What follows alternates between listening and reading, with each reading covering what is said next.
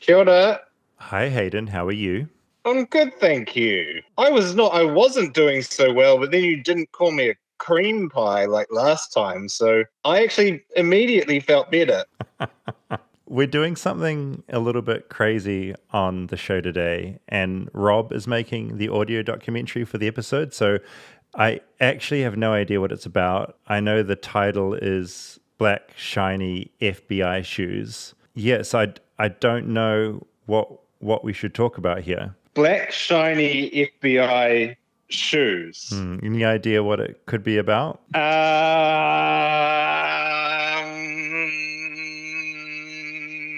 Man, that is rough. I have no. Do you guys have particularly shiny shoes compared to the rest of the world over there? Like, does he think that we don't have shiny shoes in New Zealand? I'm almost certain that I have seen shiny shoes in New Zealand. We are a bare feet people, but I don't know what our law enforcement situation is like. And generally, I think the law enforcement over here is shoed. So I don't know. Is that unique to America? Shiny shoes? Have you seen a lot of shiny shoes over there? Well, look, these are all really good questions. It is a really intriguing episode title, I think, because it makes you want to know more, doesn't it? Not really.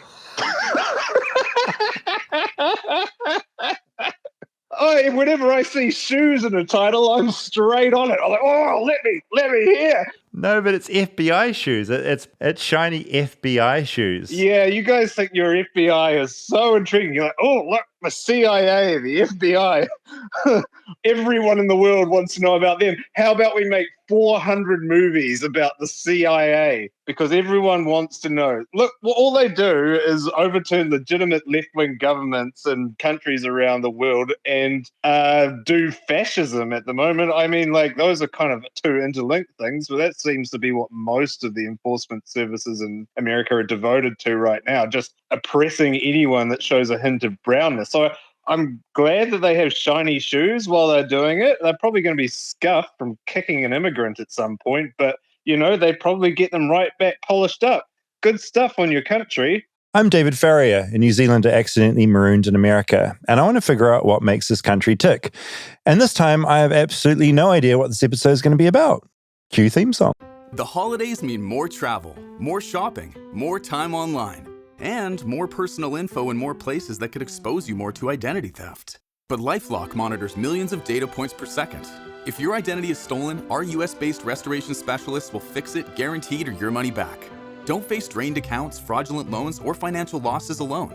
Get more holiday fun and less holiday worry with LifeLock. Save up to 40% your first year. Visit lifelock.com/podcast. Terms apply.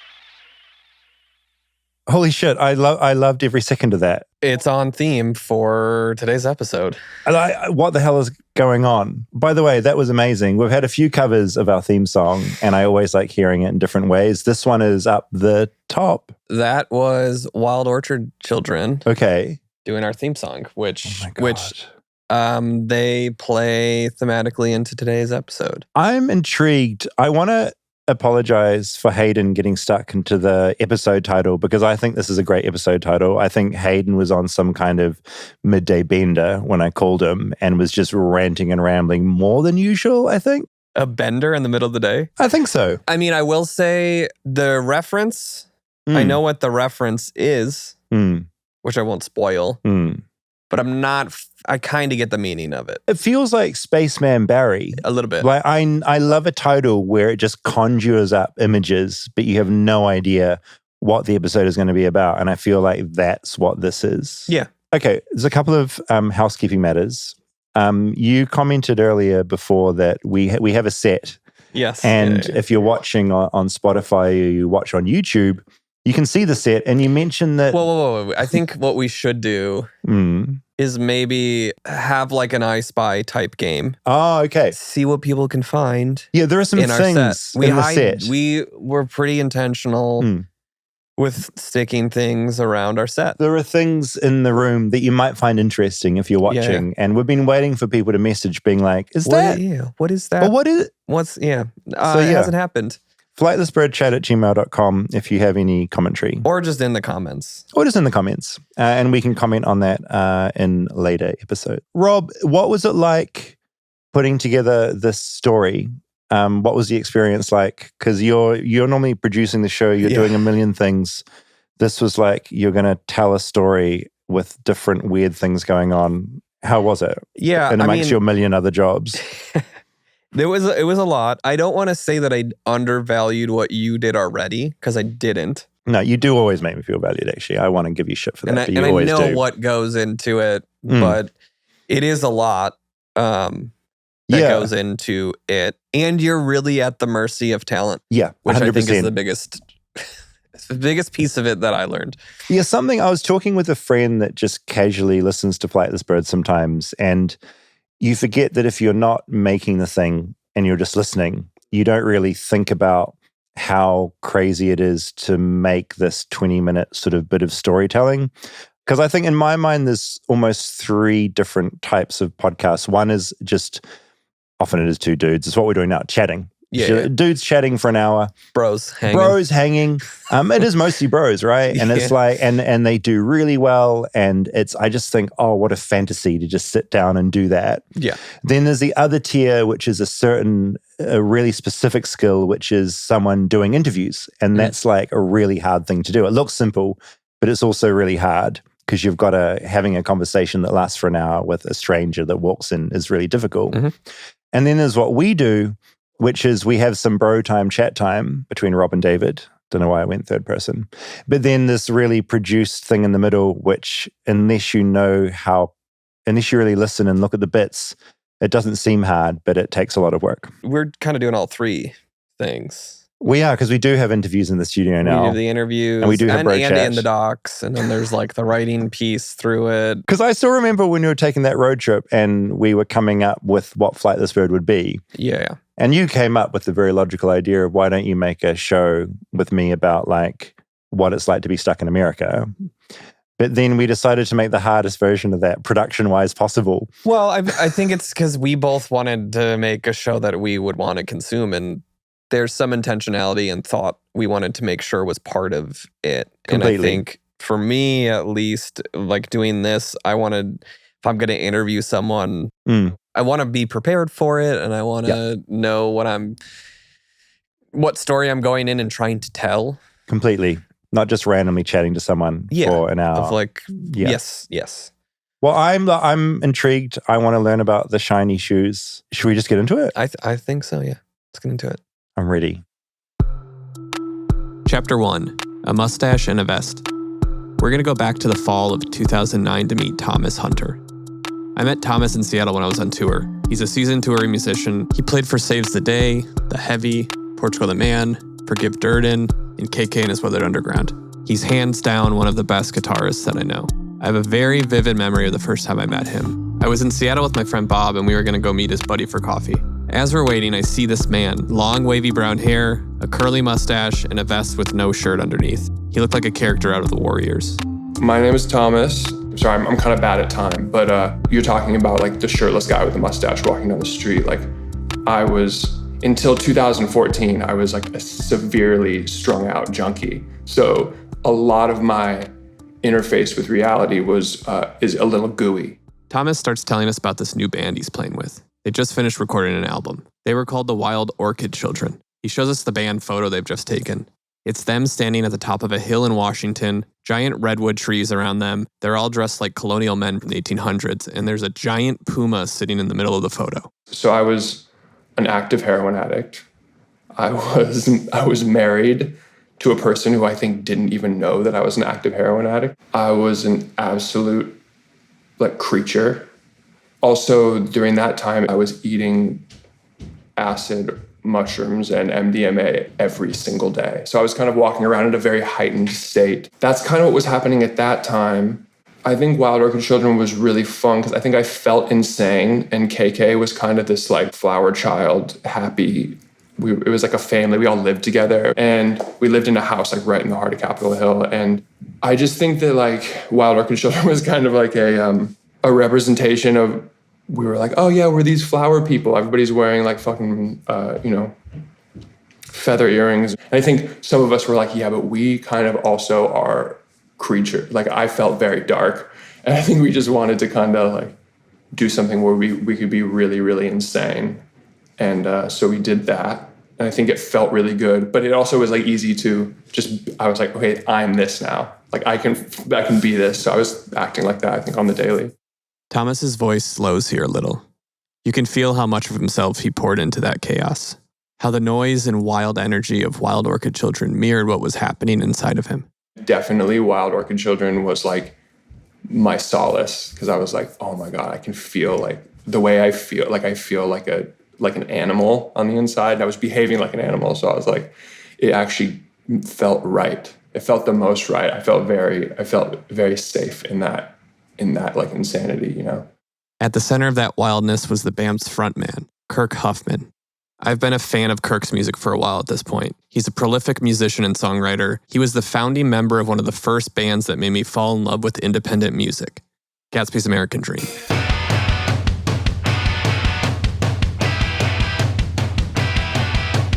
Oh, baby, get books to me. I saw the bed, can't you see? I can't sink my teeth into, and I will treat you nice.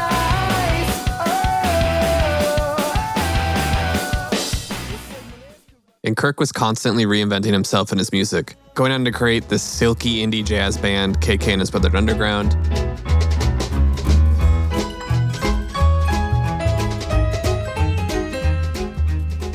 And now this new band, a psychedelic acid rock band, Wild Orchid Children.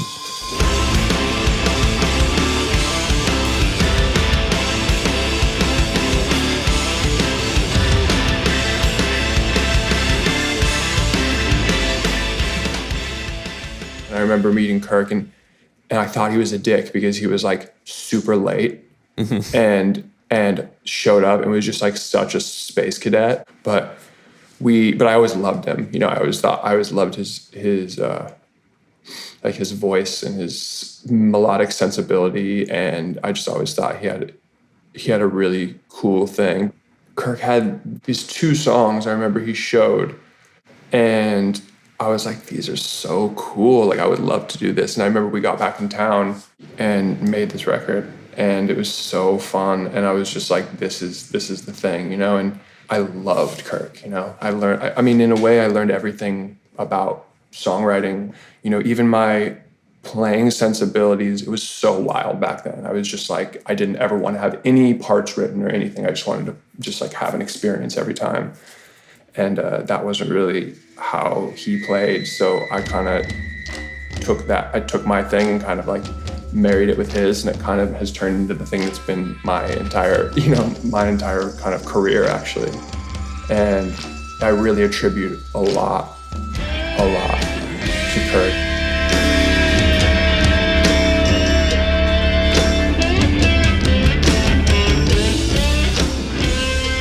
Chapter 2, From Static to Soil. My name is Kirk Huffman. I'm a musician from Seattle, Washington. I've been in bands Gatsby's American Dream, KK and His Weathered Underground, Wild Orchid Children. I co-produced Portugal the Man's Censored Colors. Can you tell me how Wild Orchid Children became a band? Wild Orchid Children started with the same core group of folks that were involved with KK and His Weathered Underground. So Thomas played guitar in KK. We had met Kyle. We got a little in the who was weeds other talking about guy the band's who played backstory, Velvet Underground. but let's get back on track. But we were always kind of talking about we missed being in rock bands. We missed getting catharsis out of doing loud music. So we went and recorded our first 4 or 5 song EP, the Elephants EP. Okay, so this isn't the emo music part 3 episode, so let's get to the real reason I'm telling you about these bands. I want to introduce you to Tom Pfaeffle. Tom Pfaeffle is a renowned sound engineer from Seattle, Washington. He's worked with bands like Nirvana, Aerosmith, Iron Maiden, and the Black Crowes. And Tom was like a road dog. So he was the monitors engineer on the Nirvana In Utero tour. He was the front of house sound engineer for Queensryche. But most notably, he was kind of famous for being the audio engineer for like the Iron Maiden 1986 stadium tour they did, which is kind of like known to be like one of the best sounding tours ever. No longer a road dog, Tom began teaching at the Seattle Art Institute. He was the professor of the engineering audio recording program at the time. I met Tom through actually Casey Bates. Casey had gotten really interested in engineering and producing records. And so he had started to take a course at the Seattle Art Institute. And so Bobby had basically had a demo of, I think it was Badlands. It was like, this is going to possibly be some of the new Gatsby material. And then Casey was at school and showed it to Tom. And Tom loved the song. I was just like, who the heck is this? These are your friends? What the heck? And basically set up a meeting with Casey and Bobby. I was just like, I really like the song. Do you have more songs? And so Tom offered basically to kind of help Casey co-produce and be the kind of executive producer, just kind of oversee us recording new material, which is what Tom would do. You just kind of like motivate you and help you figure out the process of completing whatever your idea was. This kicked off a long-lasting relationship between Kirk and Tom Pfaeffle. Kirk was in his early 20s, beaming with potential, and Tom stepped into his life as a mentor and a guiding force, someone who encouraged him to pursue his musical ambitions. So he really kind of entered as this father figure. Oh, 100%. For me personally, too, Tom was in my life around the same time that my parents divorced. And so there was definitely like at least a 2-year gap where communication between me and my dad was pretty sparse. And during that time was when I was spending most of my time with Tom. So yeah, not only did take over like a musical father figure, but there was definitely a lot of, having that type of figure in my life when my dad and I were just, a little estranged, when the divorce between my mom and him was still fresh. Bands evolve, music scenes change, but for the people who passed through Tom's world, the lesson stuck, the belief that this was more than just sound. I very much know I'm never going to stop, and I think that was one of those things that Tom just instilled in me is like, man, you love this, you're good at this, just do it. And I'm still doing it, so yeah, I still have it with me. And Kirk's wasn't the only story like this. Tom was this legend in the music scene in Seattle. Every venue you would go into, if you walked up to a sound guy and asked them how they got started in audio, they'd more than likely say, I went to the Art Institute with Tom Pfaeffle. It is crazy the amount of people that are working in audio engineering that were taught by him. It's like, dude, you had a hand in like the infrastructure, which sometimes is way more important than who did what album. I do think like his biggest contribution is just to people like me who just found something that they knew they wanted to do for the rest of their life in his program or by meeting Tom, and then stuck with it and like gone and done all their wildest engineering dreams. He was a true teacher, you know what I mean? I don't know if he would say this about himself, but I think his life like really was dedicated to service in a way. Chapter 3, Tom's Legacy.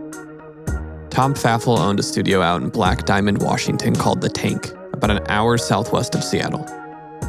So you could fit a lot of people there, and that was the whole idea when Tom built it, was you would have bands book the time there, and then you would also have bands with the ability to stay. We would always, stay out there for weekends at a time. So when you would go out to the Tank, it became just this experience because you were there 24 hours a day. Tom would let you do whatever you wanted. So there were times where you're working till 2 or 3, and then he just goes and like crashes, and all of a sudden he's up at 9, and the whole studio smells like coffee, and he's back working, and then you wake up and he's like, you want to get to work? And yeah, so it's just this thing that's happening because you're all there. You can't leave. And it was cozy. It's where the KK and His Weathered Underground self-titled record was mixed and where Wild Orchid Children recorded their first EP and the album Alexander Supertramp. I think once all the KK guys started being around Tom, because Tom would do a lot of our live sound because it was such a shit show. We had like 12 or 15 people on stage. You'd bring your input list and stage plot to the sound guy who's like the in-house guy at every venue, and they'd like have a fucking panic attack. So Tom was just like a true professional. Everybody had that same experience that I had that first weekend, where he's just recognizes your talent, encourages you, and not only encouraging you, but helping you figure out a way to get all those things done. And so it was just, the other thing too is like he mixed the whole KK album pro bono. And he just did that because he just thought like this album should be heard. That was the thing. Tom had so much to do with why our band started to kind of do well, is because he made this DVD for us, like just out of pocket. And it was so cool. And then somehow like Carson Daly got a copy of it, and we hadn't even put a record out yet. And he had us come out and play the show. It's June 2007, and KK and His Weathered Underground makes their national television debut on Last Call with Carson Daly. Our next guests are making their TV debut on the show tonight. They're performing Hey Mama, which you can find on their DVD, KK and His Weathered Underground, live from the Pretty Parlor. Here they are, KK and His Weathered Underground. For an 11-piece band, the sound guy is essentially in the band. He's as integral to the performance as Kirk and Thomas are. But walking into Last Call, about to do sound check, they're told otherwise. The guy was like, no, like we don't do that. We have our own sound engineers. Like we would never let another audio engineer come and, do our thing. We finally get to the point where it's stage call. We're all getting out there doing our thing. Tom had come with us, but of course, because he's a professional, he was being super respectful because at NBC, it's like it's their team. They're running the thing. He was just kind of standing around, introduced himself a couple times. Like, I'm just their sound engineer. I'm just here. If you have a question, ask me. Otherwise, I'm just a fly on the wall. And so he and the sound engineer started shooting the shit. And the sound engineer was like, well, just come up, check out the sound gear, in the studio. Went way above all the fucking shit that's in a fucking live taping studio. And as I come back in here in the control booth, so they disappeared for a while. And all of a sudden, I kind of see way up in the shadows, but it looked like Tom was on the board. And I was like, well, that's crazy. And Tom comes back to like the green room, and he's telling us that basically he was up there checking out all the gear, talking specs. And the guy had asked him like, did you do sound back in the day? And so Tom was like, oh yeah, started listing some shows. And I think Tom brought up the Iron Maiden tours that he did. And the guy was like, whoa, hold on. You did the sound at Iron Maiden, Hollywood Bowl. Dude, that was the show where I was in audio school, and I was like, this is the best sounding thing I've ever fucking heard. And he was like, it floored me, man.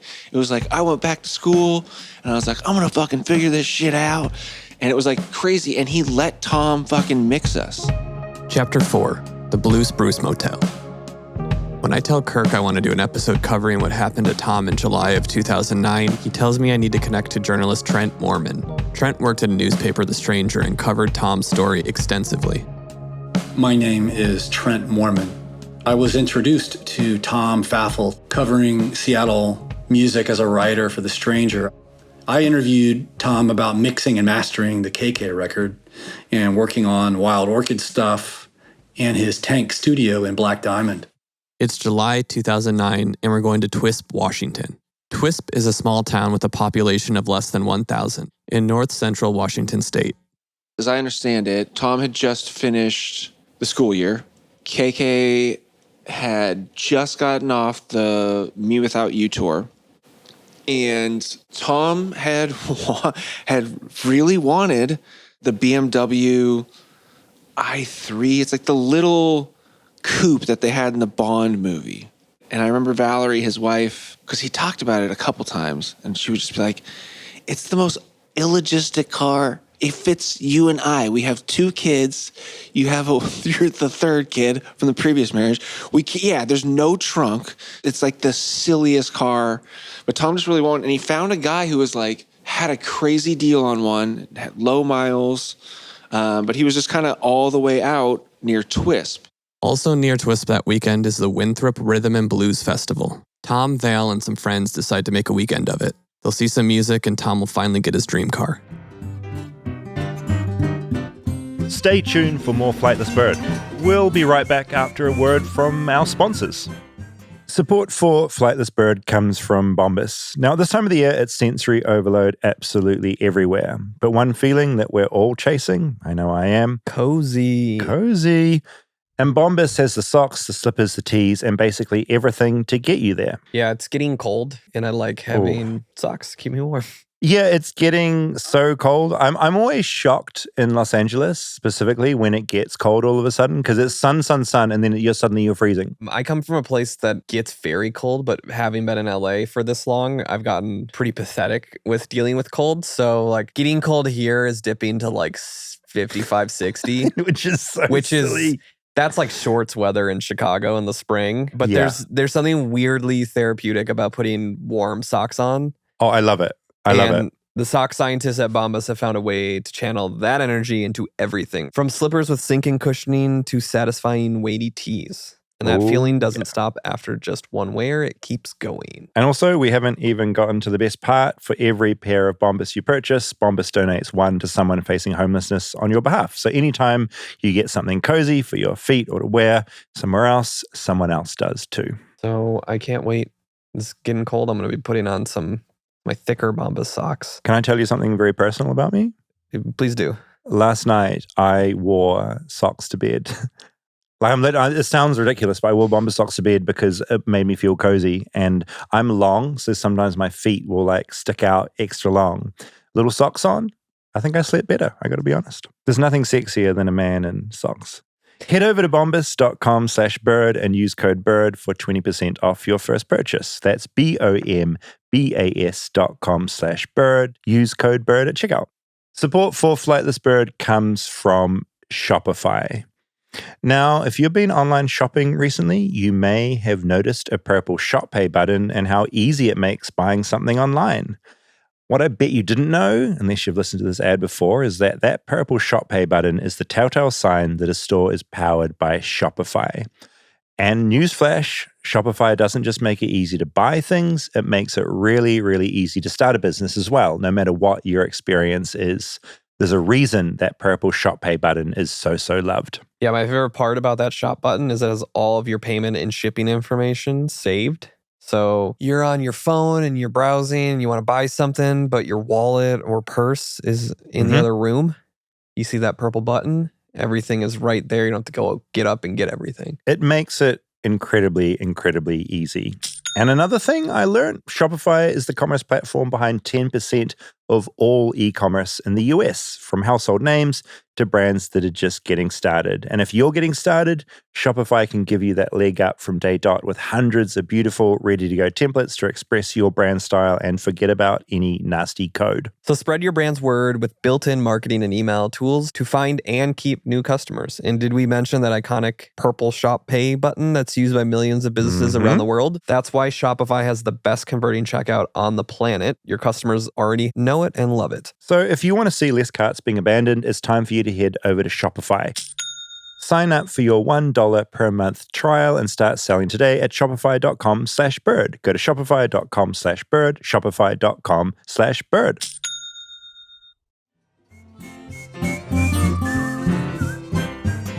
With the music festival happening nearby, most of the motels in the area were fully booked. Tom and Val ended up finding a vacancy at the Blue Spruce Motel. All right, can you kind of walk me through what happened that night at the Blue Spruce? So it's July 17th, 2009, Okanagan County. They come back to the Blue Spruce. Val is in the car in the parking lot. The Blue Spruce is like a motel just on the side of the road. One building, sort of long, almost shoebox shape. They have room 8, Pfaeffle. And he gets the key. Val's sitting in the car in that parking lot. The configuration of the rooms at the motel is important. Off the main stretch of the motel parking lot are a bunch of room doors. Room 7 is all the way at the end, and then the building juts out, and you have the door to room 8 tucked away in the corner. Tom thinks he's entering his room 8, the room all the way at the end of the building. Tom jiggles the door. Kino Gomez is asleep in his room, allegedly. Tom thinks it's his room. He's trying to enter his room. Startles Kino Gomez. Someone's jiggling his door. Bam, bam, bam. Fires 3 shots. Tom was at the wrong door, with the wrong person asleep on the other side of it. Kino Gomez is an individual that sleeps with 2 loaded Glocks on his person. The law enforcement refers to it as a belly band. Kino Gomez made this himself. He's got 2 pistols. In addition to the 2 loaded Glocks, he sleeps with him in a holster. Kino has an AR-15 assault rifle under his bed. This guy is loaded to the hilt. It's legal in Okanagan County to hunt and kill coyotes with machine guns. So apparently he enjoyed mowing down coyotes with a machine gun. Kino fires off 3 shots. The first one goes through the wall into room 6, through the mirror, and bounces off another guest non-fatally while he's watching TV. The other 2 shots ricochet off the doorframe. One enters the right side of Tom's body below his ribcage. He staggers back and makes it 20 to 25 feet into the parking lot and lays down, falls down. He says, "The fucker shot me." At this point, Val is called 911 and her and Tom take cover in the parking lot behind a car, waiting for help. Tom is laying in the parking lot 20 to 25 feet from the door, from the room. And because Kino Gomez has barricaded himself in the bathroom and won't come out, the police will not let the ambulance and the EMTs get to Tom's body. Chief Balin is on the phone with him, walking the guy down. "Hey, we got a guy out here that's bleeding to death. We need to get you out of the room." And Kino Gomez says, "These are the guns that I have." When he realizes he's talking to law enforcement, they get him out of the room. He has his hands up. He does surrender himself peacefully. I want to say it takes them 50 minutes to get Kino Gomez out of the room. So he's shot at 10:40 p.m. They don't get him to the hospital till 12:36. Almost 2 hours. The hospital staff was preparing to airlift Tom to a nearby hospital in Seattle when he was pronounced dead, due to the amount of blood he had lost. Chapter 5, Kino Gomez. Who is Kino Gomez? Kino Gomez is 5'4", 150 pounds, brown eyes, black hair. He is an engineer for the roads department for King County, Seattle, Washington. We know that Kino Gomez was staying in room 7 at the Blue Spruce Motel on July 17th, 2009. We know that Kino Gomez was armed with 2 Glocks that he wore in a belly band holster, that he had an AR-15 assault rifle, and a stockpile of ammunition for hunting coyotes.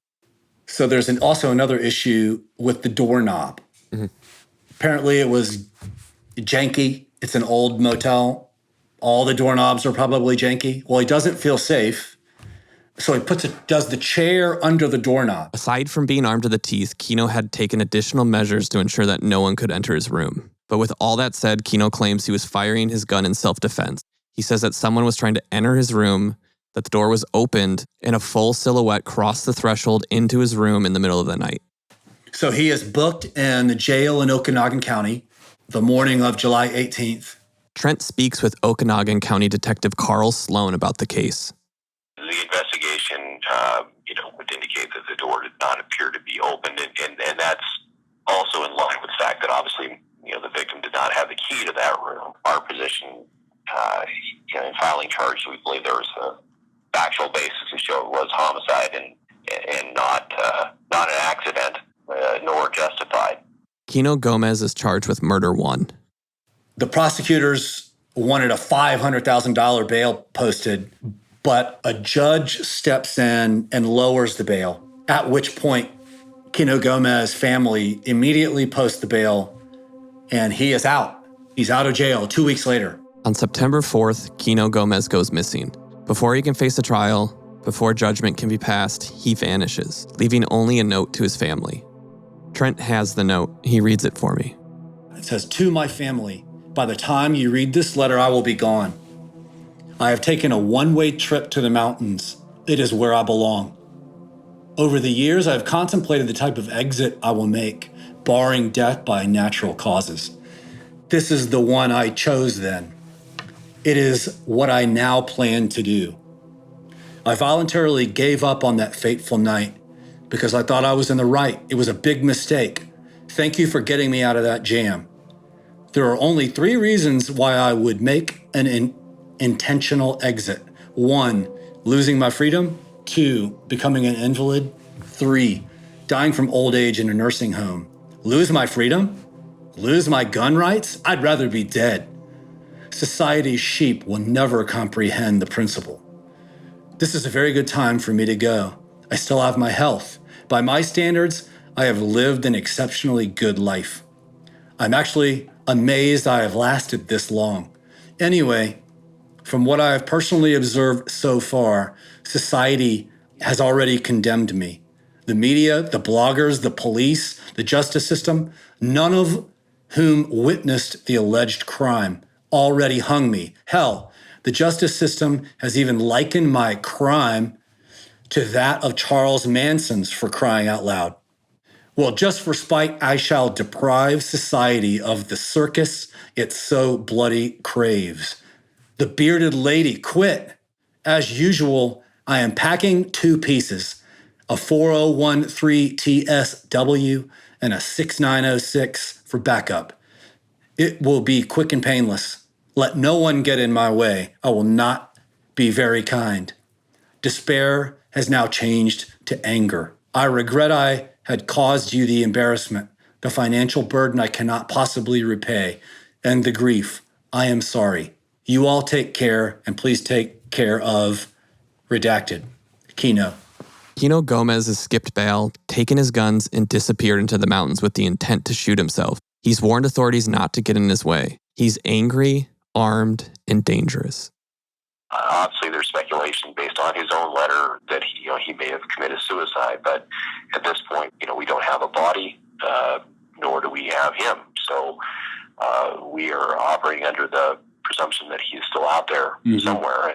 There's a lot of speculation about Kino Gomez, and honestly, a lot of things don't add up. Trent spent a lot of time digging into Kino, trying to piece together who this guy really was. But to me, this story is never meant to be about him. It's about Tom and the legacy that he left behind. Still, it's hard to ignore just how strange this all gets. For starters, Kino Gomez was carrying 2 driver's licenses and 2 social security cards the night of the incident. His bail was lowered from a judge in another county from $500,000 to $100,000. 2 checks were cashed from his accounts just days after he disappeared. There seemed to be very little search effort after he skipped bail. Trent was told that the area he disappeared into was too vast to do a proper search. After the incident, a friend told Thomas that her dad worked with Kino, that he was very sketchy and they always thought he had dangerous ties to something. There's speculation that he may have had an international political affiliation that he was escaping, but the truth is, we don't know who Kino Gomez was or what he was doing there that night. Chapter 6, The Aftermath. Do you remember where you were when you found out what happened to Tom? We're all headed to the KEXP thing. We got in the van. I had like half a KK in the van. Everybody else was meeting there separately. I was in the car and I was just like, you know what? I'm going to call Tom and just like let him know like we're back. We were on cloud 9. The Me Without You tour was like every fucking show was sold out. Didn't expect him to answer and he didn't, obviously. And I just left him a message and I was like, hey, Tom, like we're back from tour. Just want to let you know, like fucking the tour was amazing. So it was like, let's start talking about the next record and just kind of what we want to do. And so I just left him like a fun message. And then it was like maybe a minute or 2 later, Rachel called my phone and I'm assuming, she's at KXP. So when I answer, she's like lost it. And I have no fucking idea what's going on. She finally gets a hold of herself and she's like, Tom was shot. He's dead. And I just like was stunned. And we were like 2 blocks from the KXP parking lot. And so I just like hung up the phone. I didn't even know what to say. And Aaron, our drummer, was in the passenger seat. He was like, what's going on, man? And I was just like, Tom's dead. And it was just like, boosh, silence in the van. We pulled in. Everybody's like losing it. One of the DJs at the time, kind of a close friend of the band's, Hannah Levine, just walked up to me and she was like, you guys don't have to do this. I was like, no, we need to do this. And so then it was just like, yeah, everybody went into like fucking blinders on, plugging stuff in. Is this where this line goes? Is this yet? Okay. Like, check this. And it's just like so fucking weird. We just played the 3 songs, wrapped it up, and then everybody just, headphones off, just, it was just so intense. Chapter 7, Black Shiny FBI Shoes. A week or two later, the Wild Orchid children play the Capitol Hill block party in Seattle. But I remember that performance being insane because we were super emotionally riled up, and it didn't happen until we started playing. And then I remember Thomas and I like looking at each other at one point, and it was just like, it's fucking on. What started as grief turned into something else. Defiance, catharsis, maybe even rage. And that's when you guys play the song Black Shiny FBI Shoes? That song's like 17 and a half minutes? It's like a 17 and we would open our shows with it. And sometimes we would only have like 20 or 25 minute sets. And sometimes we would get a little carried away. And I think this was maybe one of those shows where we got carried away. And so, yeah, the opening song took up like 75% of our time that was allotted. And it was in that kind of interspersed jam where I just started talking about the whole story. I remember I got a little emotional and like my legs gave out for a second. None of us had really gotten to properly mourn, and it was just in the moment of mourning. But I remember like getting down in that, and I was on my knees and I just started talking about what had happened. And then, coyotes were part of like the Wild Orchid children lore, but I was just talking about like, kind of like, oh, you're such a tough guy with your rifles to shoot coyotes and stuff. And I was just in my thing. I started screaming like, shoot me, motherfucker, shoot me. And then it just became, again, this sort of narrative that I would throw into that jam section. And it just started with kind of being like, out here in the wilderness, you're armed to the teeth. And then we get into the like, where are you? Like, come out here, motherfucker, shoot me. Like, you sat behind a door with a chair barricaded behind 2 locks with all these fucking guns, and you couldn't just like, deep down inside, you're nothing.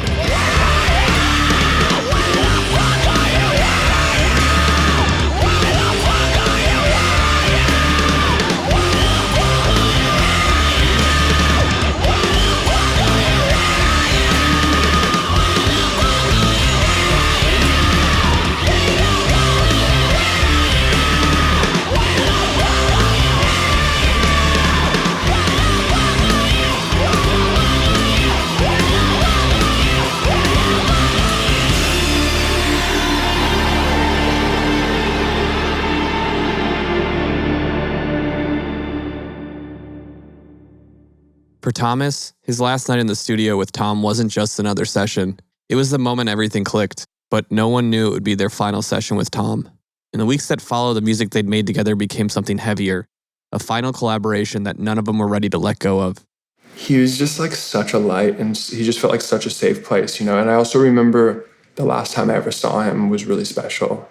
We were making the Wild Orchid Children record because, we were like, I would say probably like 85% of the way done, give or take, when he passed. And we had finished like this, whatever run of studio time we were doing with him. And then I think we had to go on tour. It just was that thing that like that happens. And I just thought that it was the way music felt. And now I value it so much because like I've been involved with so many things since then where this feeling doesn't happen. It's like you are kind of like finishing a session or finishing a record or finishing whatever.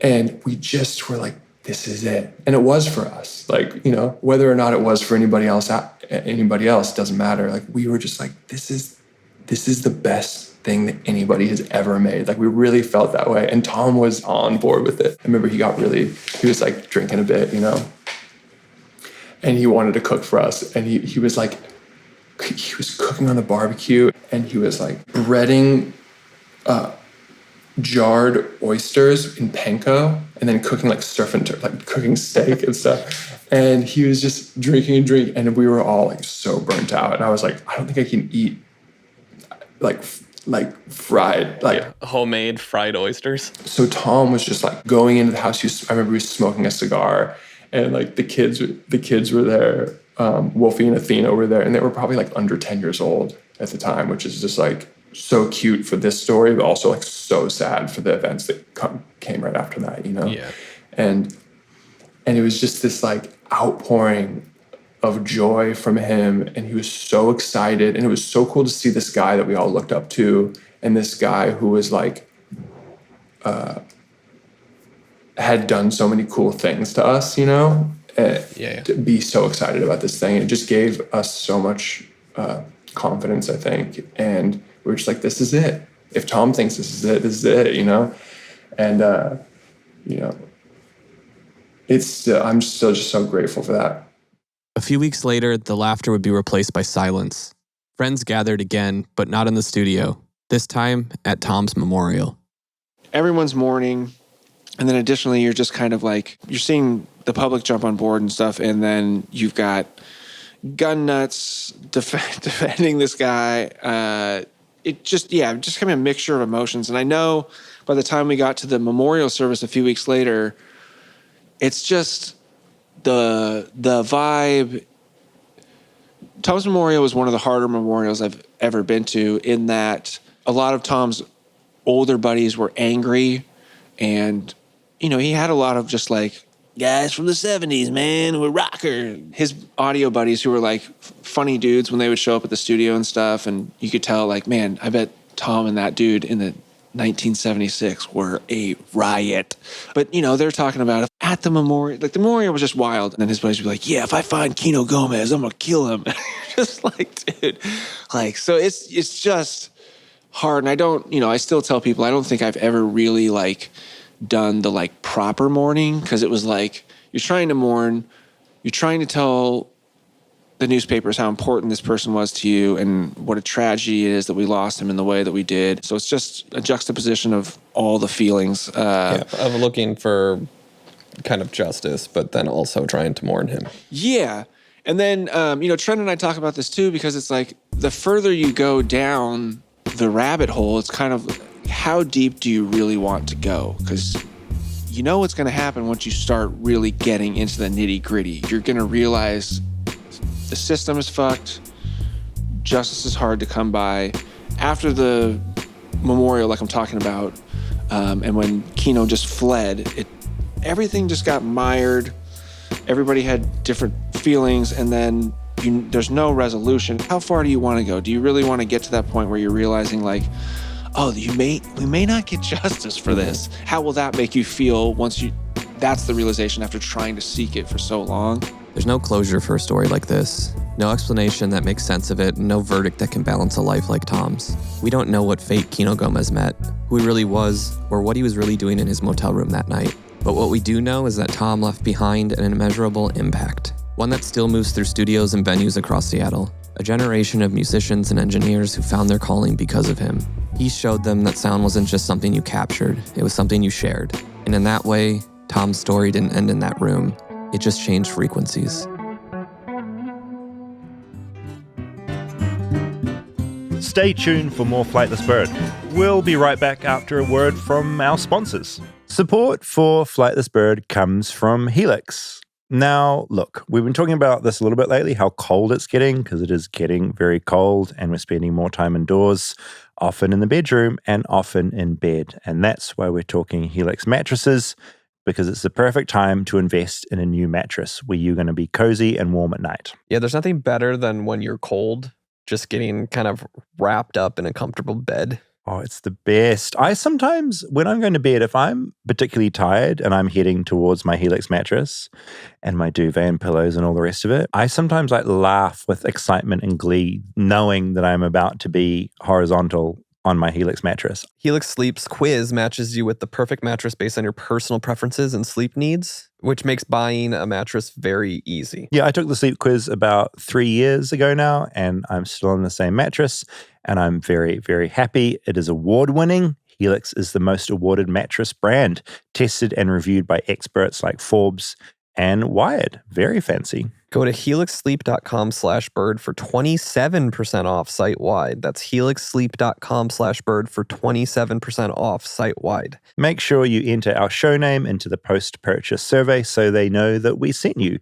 Helix Sleep, nakedwines.com/bird. 27%, that's a good deal. Support for Flightless Bird comes from Naked Wines. Now, I've always loved a little wine, and I'm very excited to have Naked Wines on as a sponsor. If you want a yummy little drink to go with your dinner, think about Naked Wines. And have you ever walked into a store and had no idea what wine to get when you want a little wine with your dinner? I'm exactly the same. And I've stopped wasting time at the grocery store staring at a giant wall of wine and not knowing what wine to pick.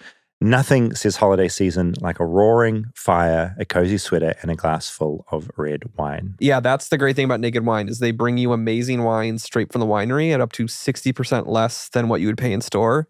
They cut out extra costs like middlemen markups. Winemakers can pass those savings on to you without skimping on quality. Yeah, so Naked Wines is a wine club that directly connects you to the world's best independent winemakers so you get world-class wine delivered straight to your door. Use our code BIRD for the code and password at nakedwines.com and get $100 off your first order. That's 6 bottles for just $39.99. Now is the time to join the Naked Wines community. Head to nakedwines.com/bird, click enter voucher, and put in code BIRD for both the code and password for $100 off your first order. That's 6 bottles for only $39.99 with shipping included. That's $100 off your first 6 bottles at nakedwines.com/bird and use the code and password BIRD for 6 bottles of wine for $39.99. This episode is brought to you by Netflix. This Monday night, witness the end of an era. John Cena takes center stage for his final appearance ever on Monday Night Raw. One last match, one unforgettable farewell. Come celebrate the legacy of a true WWE legend. Monday Night Raw, November 17th at 8 p.m. Eastern Time, 5 p.m. Pacific Time, only on Netflix. Be there for the moment everyone will be talking about.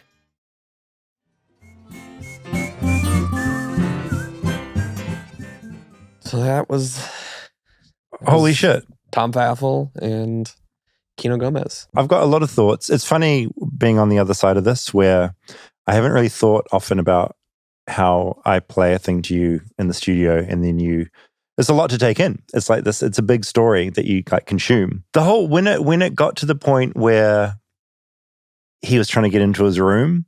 Yeah. Because I've jiggled the wrong door before, like at hotels, and I've been in janky motels. Like, I feel I've done that and jankled the wrong door. That I got goosebumps at that point. Yeah, you don't think the other side of that is... No, you don't think of the other side of the door, and I never envisioned that. But then, of course, we're in America, and he happened to get the worst room imaginable. We have got someone who's armed up in an almost cartoonish way. Yeah, for hunting coyotes. Yeah, like he's sort of like a Rambo character that he stumbled on where he's got a gun under the bed, he's got 2 strapped on him.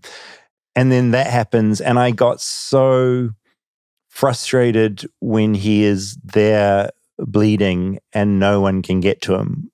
Like that was infuriating. Yeah. It was horrible. I mean, I heard this story from Thomas that first time that I met him. It was almost, how long would that have been? It had been 15, 16 years ago. Yeah. And like, it still stuck with me. And that's why I wanted to have these conversations with Kirk and Thomas and then Trent. Well, you need all the, like every character in that brings a different aspect to that man's personality and what he was capable of. Yeah. Because he's also just struck me as one of those people you meet who is just one of those mavericks who everyone kind of loves, and he pulls everything in. Well, and to see him meet such a random, unfortunate fate, like that. I mean, even though he had a pretty storied career and had done a lot, no, he had more in him. There was more in him, and he was still like bringing in this generation of musicians and kids too. And no, just the senseless nature of it. Yeah. Wait, for clarity, going back to Hayden's anger at the title of this episode. So just for some clarity in the name. So Shiny Black Epi Shoes was the song title. Yes. Can you just talk me through like what the emphasis was? Well, so I've got one of these for you. Holy shit. This is the record. It's an amazing cover, by the way. It is stunning. The art direction on this is crazy. So the second song, I mean, the back, they've got buffaloes. The second song on this record, so you can see produced by Tom Pfaeffle. at Tank Studio in Black Diamond, Washington. Mm-hmm. The second song is Black Shiny FBI Shoes. And it's like almost 18 minutes long. Right. And this is the song that they played at that festival. After his death. And it was where they really kind of grieved and like processed what they could. Came out from it. And there, I mean, in this song, you can hear him yelling Kino Gomez. Yeah, and knowing the story, like if I just listened to that track, I wouldn't catch that name. But knowing the name, you can hear it being screamed at the end. So it's the track from this album about Kino and kind of what happened and the weird speculation of who he was, like how he got away with what he did. Were the allegations floating around that somehow he had some sort of links where the FBI potentially wouldn't go chasing him in the woods? Was that kind of a concept? Yeah, allegedly it was like maybe he was seeking political asylum from another country. I see, right. Who knows if it was an alias that he was under or what. But to clarify, like nobody ever found, never found him. Obviously, it's a big space out there, but also not arrested, nobody, so no closure for family and friends and all that kind of thing. And just still this crazy unknown of who was this. Completely. And I feel like so many good stories have that where there's still this unknown. Yeah. I hate to refer to this as like a good story, but you don't get, like real life doesn't have closure in it. No. Like it's open-ended and messy and horrible. Well, and talking to all of these people about it too, you can kind of feel that. Yeah. That none of them really got the closure. And even like Trent, Trent went and stayed at the motel. He slept in the room that Kino was in. Right. Room 7 and like in the bed. And they still like had bullet holes in the door frame that they didn't fix. No, it was a cheap ass little motel. Yeah. And like he had poured all of this into it and he had started to feel like some people were like, why are you looking so much into this? You should maybe stop looking into this. No, you're looking for closure. You're looking for something that makes it make sense, right? Yeah. And then like he doesn't have it. And like he has like all these people from Tom's life and friends that are like counting on him to tell this story and what happened. And there just really isn't, it's just open-ended. There's the other thing that struck me where at the memorial, where you're obviously just trying to grieve your friend and colleague, there's all this other dialogue going on at the time, whether it's online or on public access radio, about like from gun enthusiasts being like, this is a maverick guy. Stand your ground. It reminds me, there's been a story in New Zealand that happened recently where essentially, and I might be butchering the details because I wasn't across this, but essentially a father kidnapped took his 2 or 3 children out into the New Zealand forest, and there was, he kidnapped his kids and went and lived on the land, and his partner was appealed to the news being like, I want my kids back. And the end of the story was that there was a standoff. He'd appear and he'd rob a store so he could keep living in the bush.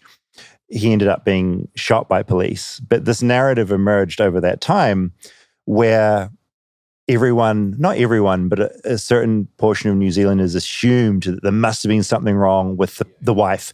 And this man is if you've seen Hunt for the Wilder People, this idea of this like maverick dad taking the kids bush when the situation was awful. Like these kids were in like winters kids shouldn't be in the bush for years. Yeah. But it reminded me of that because there's this narrative out there from people that would see this guy as like an armed hero, like hunted by the law, and off he goes into the bush to disappear.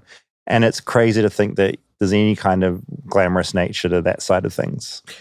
Yeah, I mean, when essentially that letter he wrote, there's a reading of that where you could be like, oh, you're a maverick, you're going on your own way.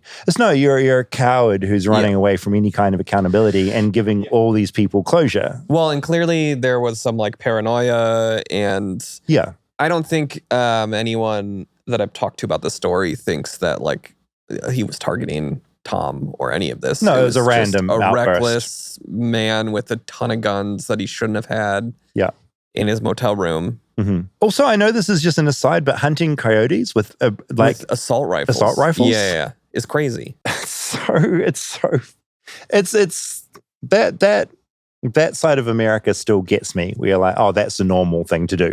The funny thing, when I first talked to Kirk about this, coyotes started popping up everywhere. Just like, that's such a motif for that band and through the story. And then were just like following me.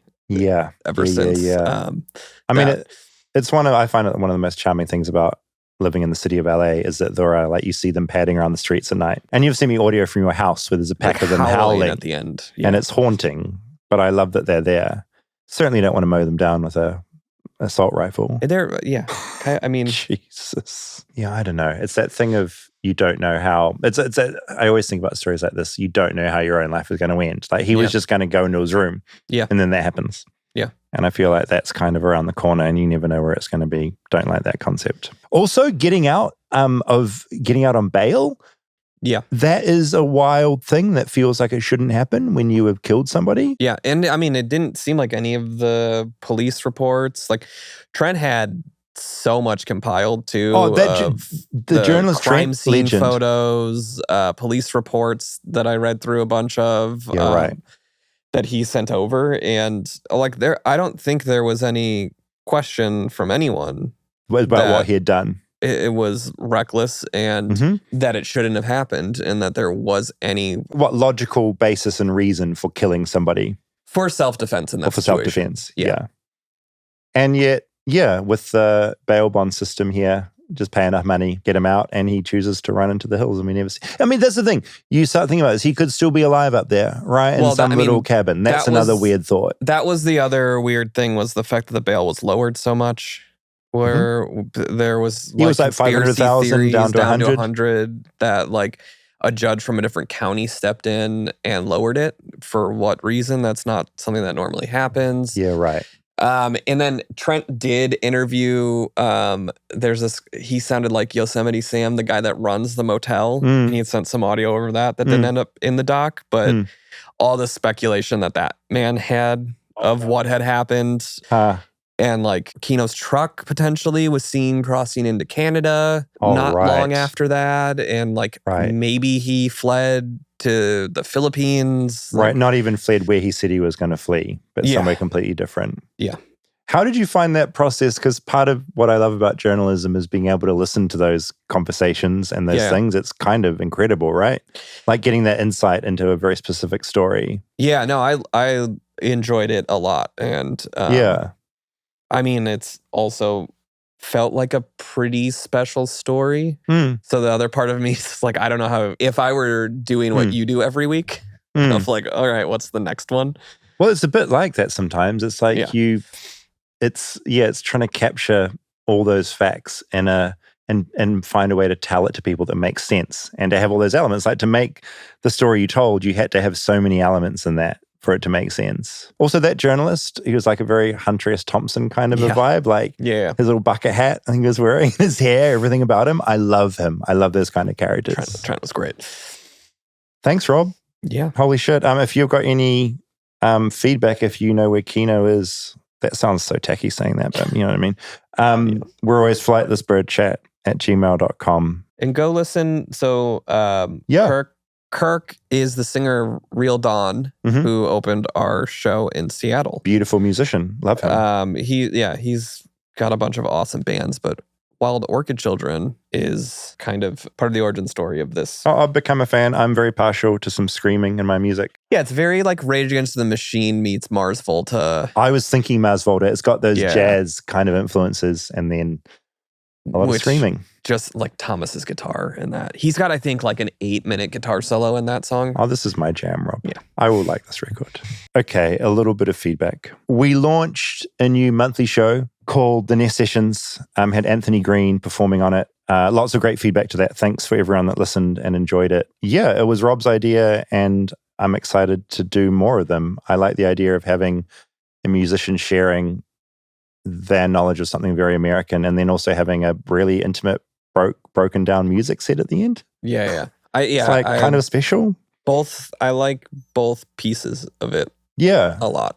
I feel like, I don't know, I feel proud we can make it. It's kind of special. It's so much it sounds so good as well, Rob. So thank you for making it sound good. And Bill, that's also a lot of Billy's work behind the scene. But You're right. We just know so many musicians, and I know so many of them have stories like that they don't always necessarily get to tell outside of the music they're making. Totally. I mean, it was a little bit what this whole thing was. This is, in that same vein. I feel like when you were making this documentary, this was starting to like tickle in your brain. Yeah. About the idea of the Nest sessions. Yeah. But like all of these creative people have stories like this, and they're good storytellers often as well. Yeah. So I'm excited to be able to tell more stories like that. We are on Instagram. I keep forgetting to say that, at Flightless Bird Pod. We're going to be posting clips, and that's a good place also to tell us what you think of the show. Nick wrote in, fun fact, the last time I saw Circa Survive was at the last Warped Tour in 2019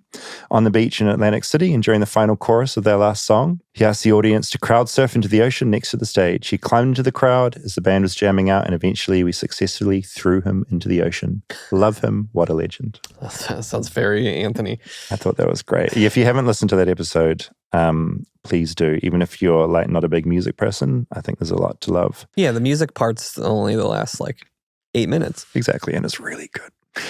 Christopher wrote in, heard you guys talking about spirit boards in the intro to the Hell House episode and Emo Part 2. And also, did you happen to know the curse story of the Bedlam and Goliath album by the Mars Volta? Rob, you and I both love the Mars Volta. We're going to see them. Yep. Not too long. So Chris wrote, basically the guitar player Omar bought a spirit board in Jerusalem while they were on tour and gifted it to the singer Cedric. The board, called the Soothsayer, was said to have been inhabited by 3 different spirits. They collectively named themselves Goliath. The spirits talked to the band members through the board. During the time of them having this board, several fairly large misfortunes started happening to the band members. One left the band and tour from financial hardships. One had a foot injury that required surgery. The home studio flooded, mysterious power outages, etc. It was a mental breakdown. Omar ended up destroying the board and buried it, hoping to get rid of the perceived curses they were experiencing it. Omar will never tell where it was buried, even though it's rumored that Cedric wanted to retrieve it. Sounds like we've got our Mars Volta topic. Kind of. If we get Mars Volta in here for Nest sessions, Ouija boards. How perfect is the Mars Volta feedback for oh my this episode too?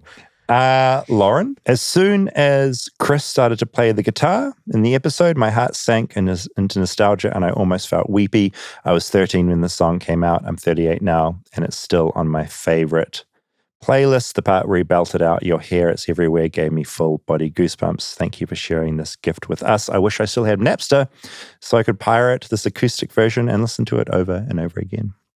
Well, thankfully, you have it on YouTube and Spotify, so you can listen over and over there. Cara wrote in, when Rob mentioned the Hell is Real billboard in the Hell House episode, my ears perked up because I thought you were talking about the infamous Ohio sign on the I-75. Sorry, the I-71. I now realize that it's not the one you were talking about, so after some digging, I believe the origin might be the same. The billboards were erected by a man called Jimmy Harston beginning in 2004. I guess God told him to put up signs that made people question where they would end up when they died, much like the Hell House does. So they're an Ohio staple, apparently. I just wanted to give you some local lore from a lifelong Ohioan. Love the podcast. Can't wait to listen for all eternity. Yeah, there's versions of them, like having road tripped around the country. There's definitely versions of it. I actually believe we have a similar billboard in New Zealand. Yeah. Not that phrase, but... You'll also see like some that are just like posts with a piece of wood with like Bible verses that like every couple... Oh, they'll give you like a new... There's a whole slew of them. Do you follow like the verse as you drive along? Yes. It's one way to get the message of heaven through to people. Jess said this week's Hell House episode unlocked a really weird memory at our high school. We had a group called SAD, Students Against Destructive Decisions. I thought it was Students Against Drunk Driving in New Zealand, but I might be wrong. Did you have SAD at your school? Not that I remember. Anyway, basically, members of the club in South Florida would paint their faces to look like they were dead and would spend the entire school day in silence. They wouldn't speak or interact with anyone. Even during lunch or class, they would sit at their desk like a zombie. It was meant to symbolize the consequences of drinking or doing drugs. Just another normal American thing, pastime. I guess Americans are used to finding creative ways to scare you into either accepting Jesus or not drunk driving. Yeah. I think not drunk driving is a bit more valid. I thought this one was quite funny. Hannah from Ohio wrote in, a local church would put on a Hell House every year. It was always packed and you had to wait in line for at least an hour to get in. The plotline I most remember was about a teenage girl who meets a catfish in an online chat room who she thinks is a teenage boy. When she meets up with him, she learns he's actually middle-aged and he shoots her to death. Unhinged. So just another Hell House plotline. Oof. Ed from Spring Green, Wisconsin. I was listening to the Hell House episode and wanted to let you know two things hit home for me from the intro, which are both influenced by the podcast. First, there is a Rosabelle the chicken. I attach a photo of Rosabelle the chicken at our back door. There she is. Wow. She's beautiful. Named after our Rosabelle? Named after our girl Rosabelle. Wow. We took the name from the show as it's in line with the more traditional female names we give our girls. What if the chicken's name was Roosevelt? Whoa. No, you very specifically said Rosabelle. Is it spelled correctly? It is spelled correctly. Wow. First time I've seen an American write-in spelling it correctly. Thank you for that, Ed. Laura, longtime fan of the show and new fan of Quince clothes thanks to your advertising. Okay, come back, Quince. Give us more money. My mum passed away. I got a new jacket. Got a new jacket? It's just showed up. Thanks, Quince. My mum passed away in September after a brief illness. My sister and I were caring for her during her hospice period, and I had the overnight shift with her. About 2 weeks before she passed, while she was still very lucid, she started seeing shadow people. She'd tell me when they were in the room with her, and that she was not afraid of them. The closer she got to the end, the more she knew about them. Sometimes they would stay for a while. Sometimes they would just walk in and out of her room, and I can often hear her talking to them at night. I should say this feedback is because Rosabelle talked about ghosts at the beginning of an scary episode. Feedback. If you're wondering why this feedback is coming in. The night before she passed, I was sleeping in her room with her and she started to rub her hair. When I asked what she was doing, she said, I need to get ready. The following morning, right before she died, she asked my sister to open the window. We told her it was open and she said no wider. She died about 10 minutes after that. For the next 2 weeks, everyone in our family had experiences where they thought they felt her, saw a sign, a half rainbow over her house where there was no rain. I found an earring in the storage unit we were clearing out that I had on the day she passed and thought I'd lost it. My daughter hearing my mum's favorite song on the radio, etc., etc. And then just like that, it all stopped. I'm not sure how to explain it, but I just knew she was gone and at peace. I'm not sure I believe in heaven and hell, but I definitely think there is an afterlife. Maybe you become universal energy, but watching my mum go through her final days and not be afraid made me believe there is more than just this life. And as a hardened atheist, I thought that was pretty cool. You said agnostic. Agnostic, you're right. Yeah. I'm being dramatic. Different. Yeah, I think that I hear those stories and I'm like, yeah. I'm fully on board and believe those stories too. Yeah, you and me both. Yeah. It's because it's outside of like being told from a book what is real. Yeah. Just that was an experience they had. Yeah. And it sounds beautiful and special and I react to it. I guess I'm also less inclined to the like haunted house type stories too, of like an apparition living in my attic that I hear drag a chair. Feels more Hollywood. Yes. I hear that and it feels honest. There's an honesty to it that I and so I thought that was, yes, thanks Laura for sending that and in. like an impact that it's it's helping grief for completely. The family and that is almost the opposite to your doc today, where it's like that is a form of closure that's like quite beautiful and is present. Last bit of feedback I'm going to read from Mark. He started with a great opening. Hello, Bravid. Of course, because I am a brave person and called David. I think we've debunked that. He says, that was Rosabelle's reaction to the nickname. Mark says, I'm actually not American. I'm a Canadian brother from the North. Long-time listener, first-time caller. I was not expecting an episode on Thursday, so when I started heading out, I pushed play without reading the title. I wasn't sure where the episode was going initially, and he's talking about the Nest sessions with Anthony Green. as you were talking about it being a music show, but not a music show, etc. But then you jumped in feet first with the addiction questions, which kind of floored me. Again, I didn't read the description, just push play. As I was traveling to my therapy session to deal with my opiate addiction and withdrawal symptoms. The overall message and delivery really landed with me. I share the same views about NA and AA and felt a lot of support hearing what he was able to get clean without them. Also, the nuanced discussion about good versus bad addictions and the societal norms. I needed this podcast today more than you could have ever known when you produced it. I'm now 36 hours off opiates and feeling positive about myself and the future. I thought that was fucking cool. Thanks, Mark, for writing in. It's good to have a foreigner, a Canadian, listening to the show.